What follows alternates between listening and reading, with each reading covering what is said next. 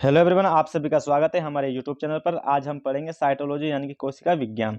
यहाँ पे cyto term का अर्थ होता है सेल और लॉजी का अर्थ होता है यहाँ पे स्टडी, यानी कि सेल के बारे में स्टडी करना ही क्या कहलाता है आपका साइटोलॉजी यानी कि कोशिका विज्ञान। उस कोशिका विज्ञान के आपके मैं 2 वीडियो पहले से ही बना चुका हूँ, जैसे कि 1 से लेकर 25 तक के क्वेश्चन का, और एक सेकेंड वीडियो है आपके 25 से लेकर 50 तक के क्वेश्चन का। ये दोनों वीडियो का लिंक आपको डिस्क्रिप्शन में मिल जाएगा, वहां से जाकर इन दोनों वीडियो को आप पहले देख सकते हैं ताकि ये वीडियो आपको अच्छे से समझ आए। इसके अलावा जो ये पीडीएफ है आपकी, तो इस पीडीएफ की लिंक भी मैंने दे रखी है, तो वहां से जाकर आप इस लिंक को भी डाउनलोड कर सकते हो। इसके अलावा आज के वीडियो में रहेंगे आपके 50 से लेकर 75 तक क्वेश्चन, यानी कि यहाँ पे देख सकते हो। आज फिर से आपका 25 क्वेश्चन का यहाँ पे ये वीडियो रहेगा, तो कृपया करके इसको बिना स्किप किए देखते रहें। आपका फर्स्ट क्वेश्चन है, निम्नलिखित में से कौन सा झिल्ली युक्त कोशिकांग सबसे छोटा है? यहाँ पे आपका एकदम सही उत्तर होगा ऑप्शन सी, यानी कि लाइसोसोम। लाइसोसोम एक ऐसा कोशिकांग होता है जिसके ऊपर क्या पाई जाती है? झिल्ली। और जिसके ऊपर झिल्ली पाई जाती है वो कोशिका का सबसे छोटा कोशिकांग कौन सा माना जाता है? वो माना जाता है लाइसोसोम। जैसे कि ये लाइसोसोम का आप फोटो देख सकते हैं, इस लाइसोसोम के ऊपर लिखा हुआ है मेम्ब्रेन, यानी कि उसके ऊपर क्या पाई जाती है? झिल्ली। और इसके अंदर ही पाए जाते हैं आपके हाइड्रोलाइटिक एंजाइम। ये एंजाइम का आपसे पीएच मान पूछा जाता है, तो इनका पीएच मान होता है 4 से 5। और इनकी एक प्रकृति भी पूछी जाती है आपसे कि जो हाइड्रोलाइटिक एंजाइम होते किसके हैं? ये लाइसोसोम के। और इनकी प्रकृति कैसी होती है? तो इनकी प्रकृति होती है अम्लीय। कौन सी प्रकृति होती है इनकी? अम्लीय। और ये करते क्या है? तो जो भी हमारी कोशिका में वायरस या फिर बैक्टीरिया अटैक करते हैं उनको ये खाने का काम करते हैं एक प्रकार से। तो हम कह सकते हैं कि जो हमारी कोशिका में पाचन का कार्य करता है वो कौन करता है? आपका लाइसोसोम, या फिर हम कह सकते हैं हाइड्रोलिक एंजाइम। इसके अलावा आपको जो लाइसोसोम होता है उसके कुछ अन्य नाम पता होना चाहिए, जैसे कि लाइसोसोम को क्या कहा जाता है? आत्महत्या की थैली, या हम कह सकते हैं आत्मघाती की थैली। इसके अलावा लाइसोसोम को ही कहा जाता है परमाणु बम। क्या कहा जाता है? परमाणु बम। ये भी आपको याद रखना है। इसके अलावा तीसरा पॉइंट अगर मैं बात करूं तो इसको कहा जाता है सफाई कर्मी। क्या कहा जाता है? सफाई कर्मी, क्योंकि ये हमारी कोशिकाओं की क्या करता है? एक प्रकार से सफाई करता है किसी भी वायरस बैक्टीरिया को मारकर। और ये क्या करता है कि अपने ही कोशिकाओं को खाने लग जाता है, इसलिए इसको आत्महत्या की थैली भी कहा जाता है। और जब इसका ये बेग फटता है उस कारण से इसको परमाणु बम भी कह दिया जाता है। और ये जो लाइसोसोम होते हैं इनमें कौन से एंजाइम पाए जाते हैं? मुख्य रूप से आपको याद रखना है हाइड्रोलाइटिक एंजाइम, जो क्या करते हैं? कोशिका में पाचन का कार्य करते हैं। इसके अलावा जैसे नोट में दे रखा है आपको राइबोसोम बिना झिल्ली वाला। ये क्या होता है? बिना झिल्ली वाला कोशिका का सबसे छोटा कोशिकांग है। ये वेरी वेरी इंपॉर्टेंट है, ये भी आपसे पूछा जाता है और ये भी आपसे पूछा जाता है। लेकिन जब भी दोनों ऑप्शन में मिल जाएंगे तो आपको वहां स्पष्ट दे दिया जाएगा कि कौन सा झिल्ली युक्त कोशिकांग सबसे छोटा है। तो जिसके ऊपर झिल्ली पाई जाती है वो कौन होगा? आपका लाइसोसोम। लेकिन जिसके ऊपर झिल्ली नहीं पाई जाएगी वो कोशिका का सबसे छोटा कोशिकांग कौन सा माना जाएगा? तो वो माना जाएगा राइबोसोम। सिंगर और निकोलसन द्वारा प्रस्तावित फ्लूइड मोजेक मॉडल किससे संबंधित है? तो यहाँ पे आपका एकदम सही उत्तर होगा ऑप्शन बी, यानी कि प्लाज्मा झिल्ली। तो यहाँ पे आप देख सकते हैं कि जो प्लाज्मा झिल्ली थी उसके ऊपर एक मॉडल दिया गया था, उसका नाम क्या है? Fluid mosaic model. और ये किसके द्वारा दिया गया था? तो उनका नाम है सिंगर और निकोलसन। और कब दिया गया था ये? तो ये दिया गया था 1972 में। यानी कि एक प्रकार से जो सिंगर और निकोलसन थे इन्होंने बताया था प्लाज्मा झिल्ली के बारे में, या फिर हम इसे कह सकते हैं सेल मेम्ब्रेन यानी कि कोशिका झिल्ली। तो जिस प्रकार से यहाँ पे आप देख पा रहे हो ये ऐसे ही होती है कोशिका, और इसके ऊपर होता है डबल आवरण। इस प्रकार से डबल आवरण होता है। और इसमें कुछ एक्स्ट्रा पॉइंट हैं आपके जो पूछे जाते हैं एग्जाम में, जैसे कि ये जो ऊपर वाला पार्ट होता है इसका, ये कहलाता है एक प्रकार से हेड पार्ट, यानी कि सिर वाला भाग। तो ये सिर वाला भाग क्या होता है? ये पूछा जाता है। तो ये सिर वाला भाग होता है आपका हाइड्रोफिलिक, यानी कि मैं कह सकता हूँ कि ये पानी में क्या होता है? आपका घुलनशील। ये पूछा जाता है कि जो कोशिका झिल्ली होती है उसका कौन सा पार्ट पानी में घुलनशील होता है? तो वो होता है हेड वाला पार्ट, यानी कि सिर वाला भाग। उसी प्रकार से जो नीचे की लेयर आप देखते हो ये होता है इसका टेल पार्ट, यानी कि पूंछ वाला भाग। तो ये टेल पार्ट आपका क्या होता है? तो ये होता है पानी में अघुलनशील, यानी कि इसको कहा जाता है एक प्रकार से हाइड्रोफोबिक। तो ये पानी में अघुलनशील होता है, जबकि जो सिर वाला पार्ट होता है वो पानी में घुलनशील होता है। ये आपसे पूछा जाता है। तो जो प्लाज्मा झिल्ली थी एक प्रकार से उनकी जो संरचना दी थी उस संरचना को कहा जाता है यहाँ पे फ्लूइड मोजेक मॉडल। तो ये दिया किसके द्वारा गया था? तो ये दिया गया था सिंगर और निकोलसन के द्वारा। और कब दिया गया था? सन 1972 में। इसके अलावा जो आपकी प्लाज्मा झिल्ली होती है ये जंतु कोशिका और पादप कोशिका इन दोनों में मौजूद होती है, यानी कि दोनों में ही पाई जाती है। आपका नेक्स्ट क्वेश्चन है वेरी इंपॉर्टेंट है, निम्नलिखित में से कौन सा कोशिकांग प्रकाश संश्लेषण में सहायक है? तो यहाँ पे आपका एकदम करेक्ट आंसर होगा ऑप्शन ए, यानी कि क्लोरोप्लास्ट। जो क्लोरोप्लास्ट होता है ये क्या करता है आपका? तो ये करता है प्रकाश संश्लेषण। और ऐसा सिर्फ किस में होता है? तो ऐसा सिर्फ होता है प्लांट में, यानी कि पादप में। जैसे कि यहाँ पे लिखा हुआ है आपका क्लोरोप्लास्ट। तो जो प्लांट होते हैं ये क्या करते हैं? स्वयं अपना खाना बनाते हैं, इसलिए इनको क्या कहा जाता है? स्वपोषी। और ये किस लिए स्वपोषी होते हैं? क्योंकि इनके पास क्या होता है? क्लोरोप्लास्ट। जैसे कि ये क्लोरोप्लास्ट है, ये आप देख सकते हैं। तो इनके पास क्या होता है कि प्रकाश संश्लेषण की प्रक्रिया पाई जाती है, और वो किसके द्वारा होती है, ये वेरी इंपॉर्टेंट होता है। तो जो प्रकाश संश्लेषण की क्रिया होती है वो किसके अंदर होती है, ये ही आपको नोट करना है। तो वो होती है स्ट्रोमा के अंदर। तो इसी की वजह से जो प्लांट होते हैं वो स्वयंपोषी होते हैं, यानी कि अपना स्वयं का खाना बना पाते हैं, एक प्रकार से भोजन बना पाते हैं। और वो उनका कौन सा पार्ट होता है, तो वो होता है क्लोरोप्लास्ट। तो कोशिकांग कौन सा होता है, वो जो प्रकाश संश्लेषण में सहायक है। तो यहाँ पे ऑप्शन के हिसाब से आप देख सकते हैं उसका नाम होता है क्लोरोप्लास्ट। इसके अलावा जैसे कि माइटोकॉन्ड्रिया, इसको क्या कहा जाता है, कोशिका का ऊर्जा घर। और कहा किसने था, ये आपको याद रखना है। तो ये कहा था सिकविस्ट ने। और जो माइटोकॉन्ड्रिया होता है इसके अंदर ना एनर्जी बनती है, यानी कि ऊर्जा बनती है। वो किस रूप में बनती है, तो वो बनती है एटीपी के रूप में। इसलिए एटीपी को क्या कहा जाता है, ऊर्जा मुद्रा। ये पॉइंट भी आपको नोट करना है। इसके अलावा जैसे कि आपको ऑप्शन सी में दे रखा है गोल्जी काय, यानी गोल्जी बॉडी। इसकी खोज की थी कैमिलो गोल्जी ने। लेकिन एक मुख्य पॉइंट पूछा जाता है आपसे, जो गोल्जी बॉडी होती है इसके टूटने से किसका निर्माण होता है। तो जैसे ये गोल्जी बॉडी देख सकते हैं आप, तो ये गोल्जी बॉडी जब भी यहाँ से टूटती है तो ये निर्माण किसका करती है, तो ये निर्माण करती है लाइसोसोम का, जिसे कहा जाता है आत्महत्या की थैली। तो लाइसोसोम का निर्माण किससे होता है, तो लाइसोसोम का निर्माण होता है गोल्जिकाई के टूटने से। आपका नेक्स्ट क्वेश्चन है, फल और फूलों को पीला, नारंगी एवं मुख्य रूप से किसके कारण होता है। जो एक प्रकार से फल होते हैं, यानी कि फ्रूट होते हैं, और फ्लावर होते हैं फूल, उनको जो नारंगी रंग होता है, एक प्रकार से नारंगी या फिर पीला, वो किसकी वजह से होता है, ये आपसे पूछा जाता है। तो यहाँ पे आपका एकदम करेक्ट आंसर होगा ऑप्शन सी, यानी कि क्रोमोप्लास्ट। क्रोमोप्लास्ट क्या करता है कि जो फल होते हैं और फूल होते हैं उनको रंग देने का कार्य करता है एक प्रकार से। जैसे कि यहाँ पे देख सकते हो ये लिखा हुआ है क्रोमोप्लास्ट। तो जो क्रोमोप्लास्ट होता है इसका मुख्य कार्य ही होता है कि जो फल होते हैं और फूल होते हैं उनको रंग देना। एक प्रकार से ये पिगमेंट होता है, और ये कैसा पिगमेंट होता है, तो ये इनको पीला और नारंगी रंग मुख्य रूप से प्रदान करता है। ये आपको याद रखना है क्योंकि ये इंपॉर्टेंट क्वेश्चन है। आपका नेक्स्ट क्वेश्चन है, कोशिकाओं में गोल्जी काय की उत्पत्ति किससे होती है।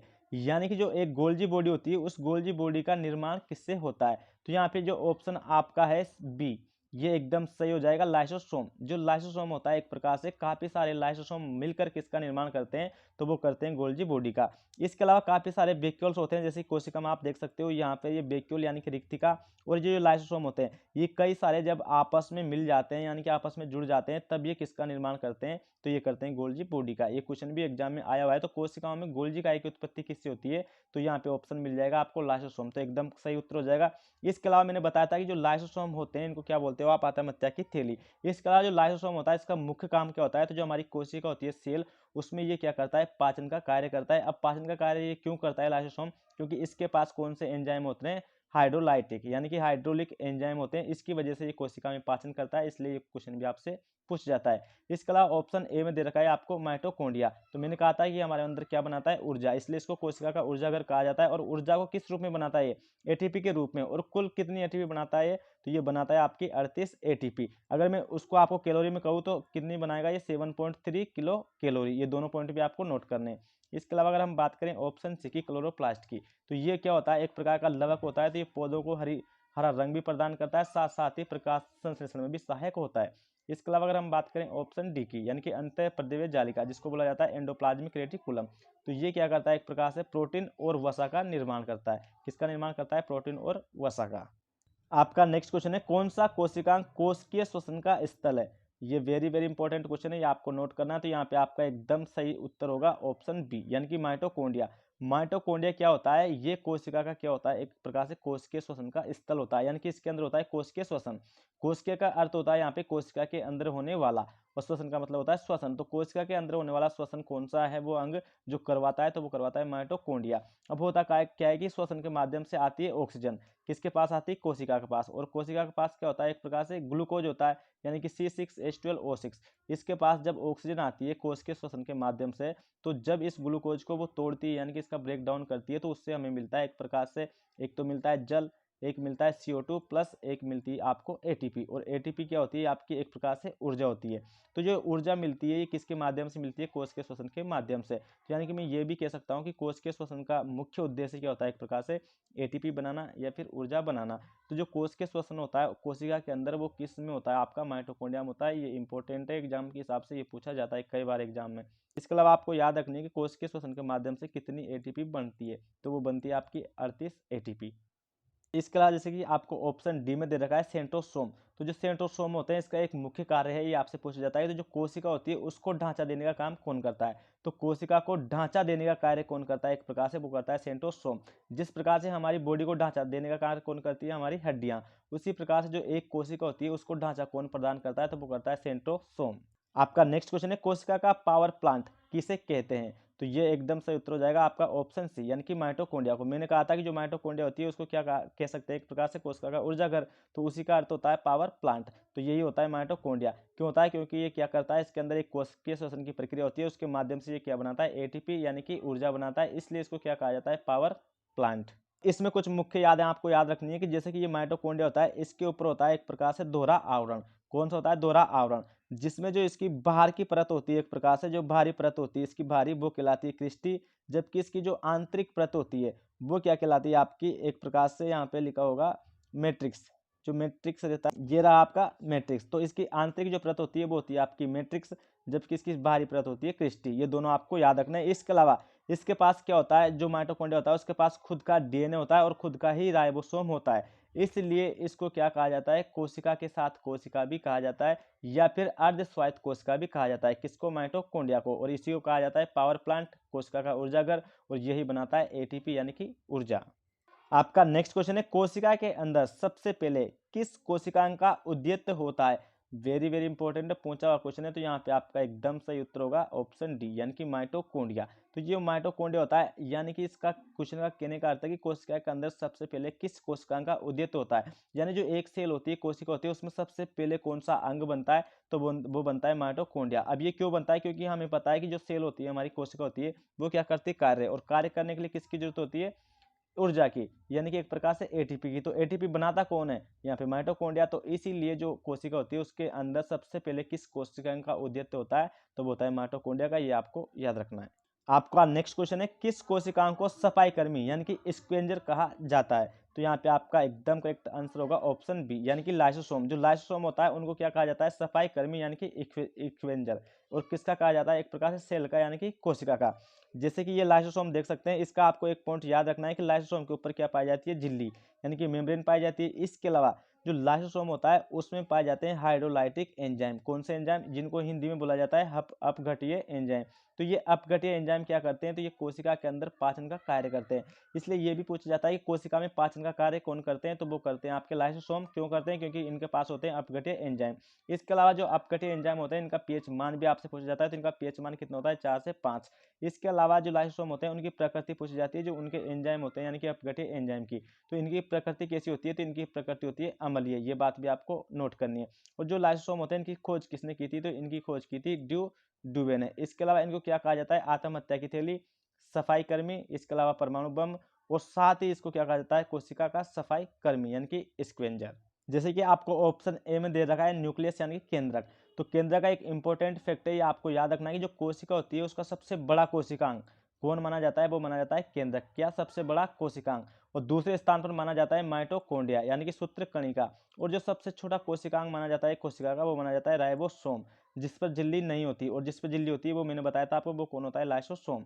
इसके अलावा जो न्यूक्लियस होता है उसको कहा जाता है कोशिका का दिमाग, यानी कि सेल का जो ब्रेन बोलते हैं, वो भी किसे कहा जाता है, वो भी कहा जाता है न्यूक्लियस को यानी कि केंद्रक को। और इसकी खोज किसने की थी, तो इसकी खोज की थी रॉबर्ट ब्राउन ने।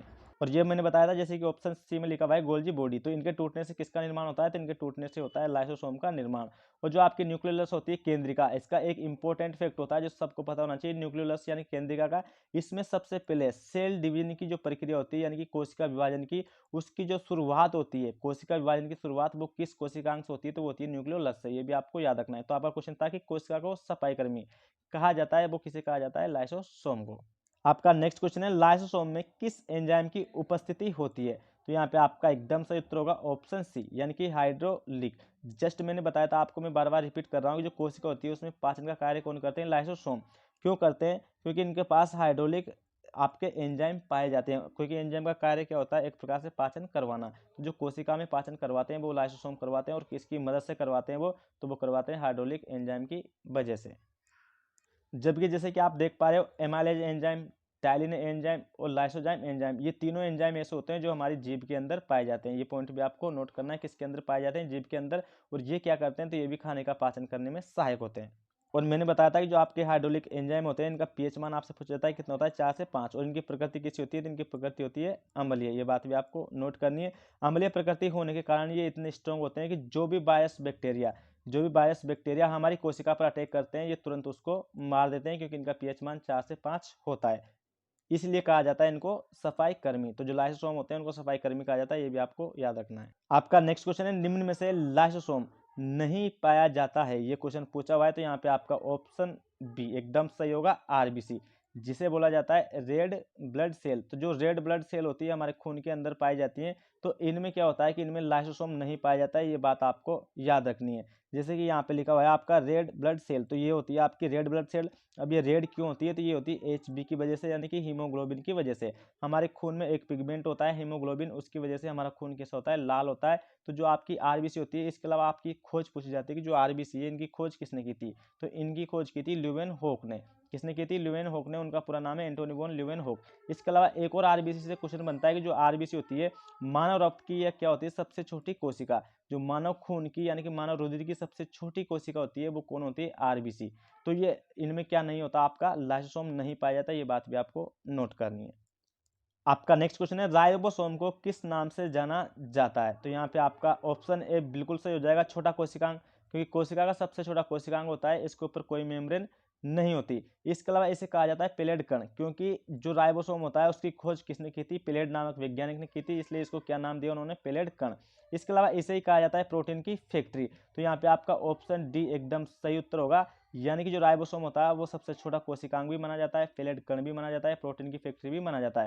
क्योंकि जो राइबोसोम होता है, यहाँ पे राइबो का अर्थ ही होता है एक प्रकार से क्या होता है, यहाँ पे आरएनए प्लस प्रोटीन, यानी कि इसके पास ऐसा आरएनए होता है जो किसका निर्माण करता है, प्रोटीन का निर्माण करता है। और जो प्रोटीन होते हैं उनका निर्माण किन की वजह से होता है, क्योंकि इसके पास पाया जाता है एमिनो एसिड। क्या पाया जाता है, एमिनो एसिड, और ये बहुत सारे एमिनो एसिड मिलकर किसका निर्माण करते हैं, प्रोटीन का। तो राइबोसोम का मुख्य कार्य भी आपसे पूछा जाता है, क्या होगा वो, प्रोटीन संश्लेषण करना। और इसे छोटा कोशिकांग, पेलेट कण, प्रोटीन फैक्ट्री कहा जाता है। इस प्रकार से ऑप्शन डी आपका सही उत्तर होगा। आपका नेक्स्ट क्वेश्चन है, 70 प्रकार का राइबोसोम पाया जाता है। वेरी वेरी इंपॉर्टेंट है, ये कई बार एग्जाम में आया हुआ है। तो यहाँ पे आपका ऑप्शन बी एकदम सही होगा, यानी कि जीवाणु, जिसे हम बोलते हैं बैक्टीरिया। तो जो बैक्टीरिया होता है उनमें किस प्रकार का राइबोसोम पाया जाता है, तो उनमें पाया जाता है 70 प्रकार का राइबोसोम। और जो ये पीछे एस लगा होता है ये क्या होती है, तो इसकी एक यूनिट होती है जिसे हम बोलते हैं सेडबरी यूनिट। इसके अलावा आपसे पूछा जाता है कि जो 70 प्रकार का राइबोसोम होता है इसकी सब यूनिट क्या होती है। तो जो 70 प्रकार का राइबोसोम होता है, जैसे कि ये ऊपर वाला आप देख सकते हैं, तो ये होता है एक प्रकार से 70 राइबोसोम। इसकी सब यूनिट होती है 50S प्लस 30S, क्या होती है, 50S प्लस 30S। इसके अलावा जो ये दोनों सब यूनिट होती है ये आपस में किससे जुड़ी होती है, तो ये आपस में जुड़ी होती है mRNA से। ये वेरी इंपॉर्टेंट है, ये आपसे पूछा जाता है। तो जो राइबोसोम की दो सब यूनिट होती है आपस में किससे जुड़ी होती है, वो mRNA से। ये होता है एक प्रकार से मैसेंजर RNA। तो दो सब यूनिट कौन कौन सी होती है, 50S और 30S, ये भी आपको नोट करनी है। इसके अलावा 70 प्रकार का राइबोसोम पाया किस में जाता है, बैक्टीरिया में। इसके अलावा किस प्रकार की कोशिकाओं में पाया जाता है, तो ये पाया जाता है प्रोकैरियोटिक कोशिकाओं में। ये बात भी आपको नोट करनी है, जो प्रोकैरियोटिक कोशिका होती है उनमें किस प्रकार का राइबोसोम होता है, इनमें होता है 70S प्रकार का राइबोसोम। आपका नेक्स्ट क्वेश्चन है, कोशिका का सबसे छोटा कोशिकांग किसे माना जाता है। तो ये दोनों चीजें मैंने आपको नोट करवा दी। एक तो माना जाता है किसको, राइबोसोम को, और दूसरा माना जाता है आपका लाइसोसोम को। लेकिन इस प्रकार से क्वेश्चन आया हुआ है और वहां पे आंसर माना गया था आपका एक प्रकार से यहाँ पे राइबोसोम। तो राइबोसोम को कोशिका का सबसे छोटा कोशिकांग माना जाता है, लेकिन यहाँ पे ना उसने झिल्ली की बात की है, तो हम कौन सा आंसर लगाते हैं, बिल्कुल राइबोसोम लगाते हैं। तो राइबोसोम के ऊपर कोई मेम्ब्रेन नहीं होती। अगर पूछा जाता है कि मेम्ब्रेन लेस सबसे छोटा कोशिका का कोशिका कौन सा कोशिकांग होता है, तो वो राइबोसोम ही होता है। इसके अलावा राइबोसोम यहाँ पे आप हम बिल्कुल सही मानेंगे, क्योंकि कोशिका का सबसे छोटा यही होता है। इसके अलावा लाइसोसोम एक ऐसा कोशिकांग होता है जिसके ऊपर एक मेम्ब्रेन पाई जाती है, एक झिल्ली पाई जाती है, तब भी ये कोशिका का सबसे छोटा कोशिकांग माना जाता है। लेकिन इसके ऊपर झिल्ली पाई जाती है, इसके ऊपर नहीं पाई जाती। जब झिल्ली का कोई सवाल ना हो, सीधा पूछ ले वो कि कोशिका का सबसे छोटा कोशिकांग कौन सा माना जाता है, तो वहां पे आपको उत्तर यही लगाना है, राइबोसोम। आपका नेक्स्ट क्वेश्चन है, कोशिका के अंदर पाचन का कार्य करता है। तो ये मैं आपको बता चुका हूँ, ऑप्शन ए बिल्कुल सही होगा, लाइसोसोम, जिसकी खोज किसने की थी, डुवेने। और इसको क्या क्या कहा जाता है, आत्महत्या की थैली। इसके अलावा इसको कहा जाता है सफाई कर्मी। तीसरा कहा जाता है इसको डिस्पोजल बैग। चौथा कहा जाता है इसको परमाणु बम। और जो लाइसोसोम होता है यही कोशिका के अंदर क्या करता है, पाचन का कार्य करता है। क्यों करता है, क्योंकि इसके ऊपर एक प्रकार से इसके अंदर हाइड्रोलाइटिक एंजाइम पाए जाते हैं, इसलिए ये क्या करेगा, एक प्रकार से कोशिका का पाचन करता है। कोशिका का पाचन का अर्थ होता है यहाँ पे एक प्रकार से ये वायरस बैक्टीरिया को मारता है, इनको खाता है, इसलिए इसको क्या कहा जाता है, कोशिका का सफाई कर्मी भी कहा जाता है। आपका नेक्स्ट क्वेश्चन है, बैक्टीरिया की खोज किसने की थी? तो यहाँ पे आपका एकदम सही उत्तर होगा ऑप्शन डी, ल्यूवेनहोक। ल्यूवेनहोक ऐसे वैज्ञानिक थे जिन्होंने बैक्टीरिया की खोज की थी। इसके अलावा कुछ पॉइंट हैं जैसे कि माइक्रोबायोलॉजी, इसे क्या कहा जाता है, सूक्ष्म जीव विज्ञान। तो जो माइक्रोबायोलॉजी है उसके जनक भी आपसे पूछा जाता है, तो माइक्रोबायोलॉजी के जनक कौन है, वो भी माने जाते हैं ल्यूवेनहोक। क्यों माने जाते हैं, क्योंकि जो माइक्रो का मतलब होता है एक प्रकार से सूक्ष्म। तो सबसे पहले इन्होंने किस सूक्ष्म जीव की खोज की थी, इन्होंने की थी बैक्टीरिया की। और बैक्टीरिया क्या होता है, एक लिविंग होता है यानी कि सजीव होता है, इसलिए इनका एक क्वेश्चन भी बनता है कि सबसे पहले जो जीवित कोशिका होती है उसकी खोज किसके द्वारा की गई थी। तो सबसे पहले जीवित कोशिका की खोज भी ल्यूवेनहोक के द्वारा की गई थी, और किसके अंदर की गई थी, बैक्टीरिया के अंदर। इसके अलावा ल्यूवेनहोक ने की थी आरबीसी खोज, अभी मैंने बताया थी, रेड ब्लड सेल। इसके अलावा इन्होंने की थी प्रोटोजोआ की खोज, ये बात भी आपको याद रखनी, किसकी, प्रोटोजोआ की। इसके अलावा इन्होंने की थी स्पर्म की यानी कि शुक्राणु की खोज, ये पॉइंट भी आपको नोट करना है। इसके अलावा जो ल्यूवेनहोक है इनके द्वारा एक बुक लिखी गई थी, secrets of nature. Secrets of nature ये बुक कई बार एग्जाम में पूछी गई है, तो सीक्रेट्स ऑफ नेचर बुक किसके द्वारा लिखी गई थी, तो ये भी लिखी गई थी ल्यूवेनहोक के द्वारा। तो बैक्टीरिया की खोज किसने की थी, आप याद रखेंगे, ल्यूवेनहोक ने। आपका नेक्स्ट क्वेश्चन है, निम्नलिखित कोशिका अंगकों में कौन सा एक अर्धपारगम्य है? तो यहाँ पे आपका एकदम सही उत्तर होगा ऑप्शन ए, यानी कि कोशिका झिल्ली। जो सेल मेम्ब्रेन होती है उसको क्या कहा जाता है, एक प्रकार से अर्धपारगम्य झिल्ली। अब अर्धपारगम्य झिल्ली क्यों कहा जाता है, क्योंकि जैसे एक सेल होती है कोशिका, उसके ऊपर इस प्रकार की एक लेयर होती है ऐसे, उसे कहा जाता है एक प्रकार से कोशिका झिल्ली। तो ये क्या करती है, कोशिका के अंदर कितने पोषक तत्व आएंगे और अंदर से कितने बाहर जाएंगे, यानी कि उनका एक प्रकार से आधा काम होता है किसी चीज को अंदर ले जाना, किसी चीज को बाहर निकालना, इसलिए इसको कहा जाता है अर्धपारगम्य झिल्ली, या फिर क्या कहा जाता है इसको, चयनात्मक झिल्ली। तो ये किसे कहा जाता है, तो ये कहा जाता है एक प्रकार से सेल मेम्ब्रेन को, यानी कि कोशिका झिल्ली को। आपका नेक्स्ट क्वेश्चन है, न्यूक्लियस के बाहर डीएनए कहाँ मिलता है? वेरी वेरी इंपॉर्टेंट क्वेश्चन है यहाँ पे। तो न्यूक्लियस का अर्थ होता है एक प्रकार से केंद्रक। तो केंद्रक के अलावा मतलब जो डीएनए होता है और कहाँ मिलता है, ये आपसे पूछा गया है। तो यहाँ पे आपका एकदम सही उत्तर माना जाएगा ऑप्शन डी, यानी कि माइटोकॉन्ड्रिया। जैसे कि माइटोकॉन्ड्रिया में यहाँ पे आप देख सकते हो लिखा हुआ है डीएनए। तो जो न्यूक्लियस होता है केंद्रक, उसमें तो डीएनए होता ही होता है, क्योंकि जो केंद्रक होता है उसमें डीएनए प्लस आरएनए दोनों ही पाए जाते हैं। लेकिन जो माइटोकॉन्ड्रिया होता है उसके पास स्वयं का डीएनए होता है, और स्वयं का क्या होते हैं, राइबोसोम होते हैं। इसलिए इसको क्या कहा जाता है, अर्धस्वायत्त कोशिका, या फिर कोशिका के साथ कोशिका भी कहा जाता है। इसी वजह से कहा जाता है क्योंकि खुद के पास क्या होता है, इसका खुद का डीएनए होता है। तो न्यूक्लियस के अलावा डीएनए कहाँ मिलता है, ये आपको याद रखना है, माइटोकॉन्ड्रिया में। डीएनए का संबंध जिस अतिमूल प्रोटीन से है उसे क्या कहते हैं, ये भी एग्जाम में पूछा हुआ क्वेश्चन है। तो यहाँ पे आपका ऑप्शन डी एकदम सही उत्तर होगा, यानी कि हिस्टोन। हिस्टोन एक ऐसी प्रोटीन होती है जो मूल प्रोटीन के रूप में होती है, किसके अंदर, डीएनए के अंदर। यानी कहीं ना कहीं जो डीएनए होता है उसका निर्माण किसकी वजह से भी होता है, आपके हिस्टोन प्रोटीन की वजह से भी, इसलिए ये क्वेश्चन पूछा जाता है। तो जो डीएनए होता है उसमें आप याद रखेंगे कि इसमें हिस्टोन प्रोटीन तो होती है, लेकिन जो आरएनए होता है उसमें हिस्टोन प्रोटीन नहीं पाई जाती है। और जो आपका डीएनए होता है इस प्रकार से ये होता है डबल हेलिक्स, यानी कि इसके अंदर द्विकुंडली संरचना पाई जाती है। और वो संरचना बताई किसने थी, यानी कि एक प्रकार से जो डीएनए होता है उसका मॉडल किसने दिया था, तो इसका मॉडल भी आप याद रखेंगे, उनका नाम था वाटसन एवं क्रिक। तो वाटसन और क्रिक ने इसका डीएनए का मॉडल दिया था, और इसमें याद रखेंगे इसमें संरचना कैसी होती है, द्विकुंडलित। इसके अलावा इसमें बंध कौन से पाए जाते हैं, तो इसमें बंध पाए जाते हैं हाइड्रोजन बॉन्ड, और इसके अंदर 4 बेस होते हैं, यानी कि 4 क्षार भी पाए जाते हैं। आपका नेक्स्ट क्वेश्चन है, जीव विज्ञान में डीएनए का पूर्ण रूप क्या है, यानी कि डीएनए की फुल फॉर्म क्या है, ये आपसे पूछी गई है। तो यहाँ पे आपका ऑप्शन ए एकदम सही उत्तर होगा, डीऑक्सीराइबोज न्यूक्लिक एसिड। निम्नलिखित में से क्या डीएनए में मौजूद रहता है किंतु आरएनए में मौजूद नहीं रहता है, यानी कि क्या चीज होती है जो डीएनए में तो होती है लेकिन आरएनए में नहीं होती। ये इंपॉर्टेंट क्वेश्चन है, कई बार पूछा जाता है। यानी कि डीएनए में जैसे कि आप देख सकते हैं यहाँ पे ए का मतलब होता है एडिनिन, जैसे कि इधर देख सकते हैं यहाँ पे ए का मतलब है एडिनिन, सी का मतलब है गुआनिन, और यहाँ पे जी का मतलब है गुआनिन, सी का मतलब है साइटोसिन, और यू का मतलब है यूरेसिल। तो यहाँ पे कहीं भी यूरेसिल हमें दिखाई नहीं देता, किसके अंदर, डीएनए के अंदर। तो एक प्रकार से यहाँ क्या होता है, थाइमिन, यानी कि टी होता है। तो जो डीएनए होता है उसके पास क्या होता है, थाइमिन, और जो आपका आरएनए होता है उसके पास क्या होता है, एक प्रकार से यूरेसिल। तो यहाँ पे पूछा गया था कि डीएनए में मौजूद रहता है किंतु आरएनए में मौजूद नहीं रहता। तो आरएनए में क्या मौजूद नहीं रहता, तो आरएनए में मौजूद नहीं रहता थाइमिन। तो यहाँ पे आपका ऑप्शन डी एकदम सही उत्तर हो जाएगा। तो आरएनए में क्या मौजूद नहीं रहता? थायमिन नहीं रहता, क्योंकि थायमिन की जगह क्या आ जाता है आरएनए में? तो यहाँ आ जाता है यूरेसिल। ये भी आपसे पूछा जाता है कि जो आरएनए होता है उसमें थायमिन की जगह क्या आ जाता है? तो इसमें आ जाता है थायमिन की जगह यूरेसिल, इसलिए तो इसमें क्या नहीं होता आपका थायमिन, और यही आपसे क्वेश्चन में पूछा गया था।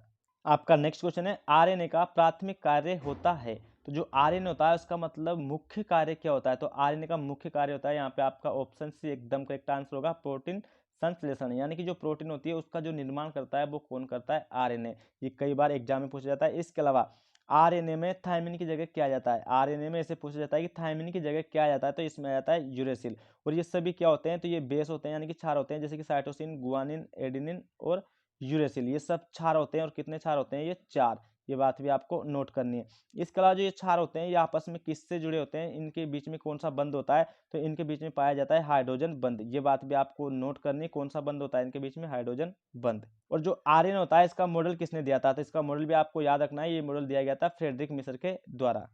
डीएनए के 2 स्टैंड बंधे होते हैं। तो यहाँ पे आपका एकदम सही उत्तर होगा ऑप्शन सी, यानी कि हाइड्रोजन बॉन्ड्स द्वारा। ये एग्जाम में आया हुआ क्वेश्चन है, वेरी इंपॉर्टेंट है। यानी कि यहाँ पे डीएनए के 2 स्टैंड का मतलब होता है, जैसे कि एक स्टैंड डीएनए का ये देख सकते हो आप, एक स्टैंड डीएनए का ये होता है, क्योंकि डीएनए की संरचना कैसी होती है? द्विकुंडलित। और ये किसने बताई थी हमें? तो वाटसन एवं क्रिक ने बताई थी। तो ये जो द्विकुंडलित संरचना होती है इनके बीच में पाए जाते हैं क्षार।